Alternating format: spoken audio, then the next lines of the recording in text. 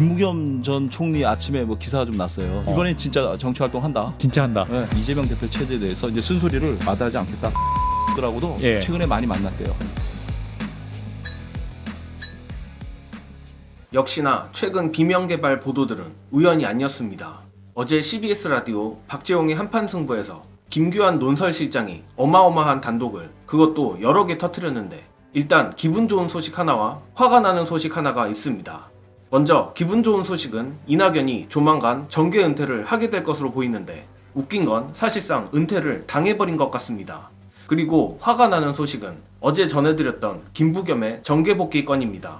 각설하고 김규환 논설실장의 충격 폭로 영상 보시고 이어가겠습니다. 다들 이제 이분들이 초일에 모임을 하시면서 부담스러운 게 당신들 이낙연의 후견 조직 아니야? 반개 조직 아니야? 이낙연을 위한 뭐 별동대 아니야? 이렇게 오해를 한다는 거예요. 예. 전혀 관계가 없다는 거죠. 아하. 그래서 모 의원이 이낙연 대표한테 그런 오해를 부식시키기 위해서 찾아가서 다시는 정치하지 마십시오. 정치활동 사실상 은퇴해 주십시오라고 요청을 했어요. 누군지 말씀드릴까요? 김철민 전 의원입니다.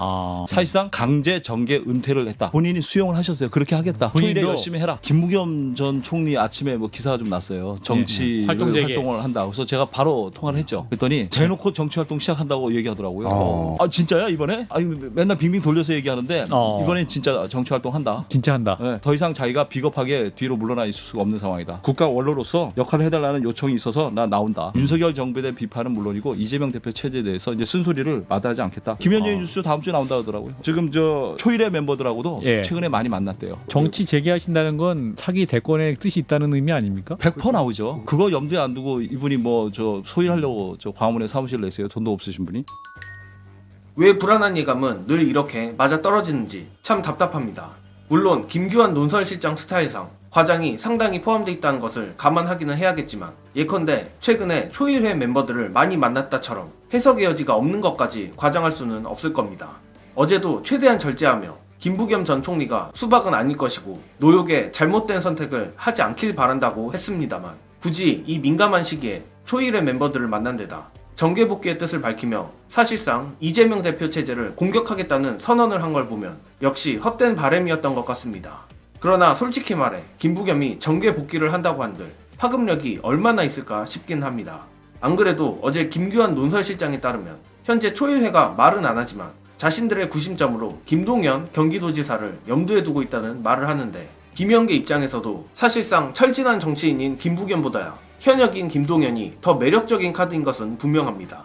따라서 김부겸의 의지와 관계없이 비명계들도 굳이 김부겸의 목을 맬 것 같진 않으며 생각보다 김부겸의 정계복귀는 힘을 받지 못할 가능성이 높다고 봅니다. 하지만 앞에서도 말했듯이 김부겸이 사실상 이재명 체제를 공격하겠다는 뜻을 밝혔고 나름 전직 총리라는 타이틀은 있기 때문에 언론 애완견들이 김부겸을 이용해 지겹도록 이재명 대표를 흔들 것은 불보듯 뻔합니다.